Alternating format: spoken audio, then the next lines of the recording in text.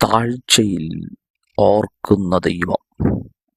136 സങ്കീർത്തനം 23 വാക്യമാണ് നാം ചിന്തിക്കുന്നത്. നമ്മുടെ ദൈവം നമ്മുടെ താഴ്ചയിൽ നമ്മെ ഓർത്തവനാണ്. പലരും നമ്മെ ഓർക്കുന്നത് ജീവിതത്തിലൊരു നന്മയുണ്ടാകുമ്പോഴാണ്, ഉയർച്ചയുണ്ടാകുമ്പോഴാണ്. താഴ്ച ഉണ്ടാകുമ്പോൾ ആരും നമ്മെ ഓർക്കുകയില്ല. എല്ലാവരും നമ്മെ കൈവിടും. യോബിനോട് ചോദിച്ചാൽ യോബ് പറയും, ജീവിതത്തിൽ എനിക്കുണ്ടായ താഴ്ചകളാണ് എല്ലാവരും എന്നെ കൈവിട്ടത്.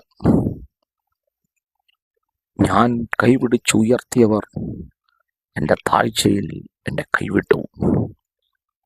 പക്ഷെ യോബിന് ഉറപ്പുണ്ട്, ഈ താഴ്ചയുടെ നടുവിൽ നിന്ന് എന്നെ ഉയർത്താൻ കഴിയുന്നൊരു ദൈവം എനിക്കുണ്ട്.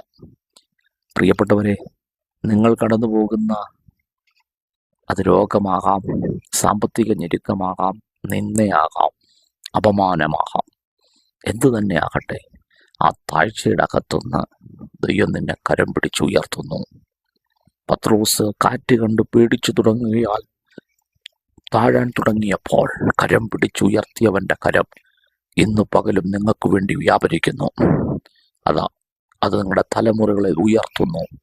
അവർ കടന്നു പോകുന്ന ചില സാഹചര്യങ്ങളുടെ അകത്തുനിന്ന് ദൈവം അവരെ ഉയർത്തുന്നു. കർത്താവ് ഈ പ്രഭാതം അനുഗ്രഹമാക്കണം. ഞങ്ങളെ ഓർക്കുന്നൊരു ദൈവം ഞങ്ങൾക്കുള്ളത് കൊണ്ട് നന്ദി.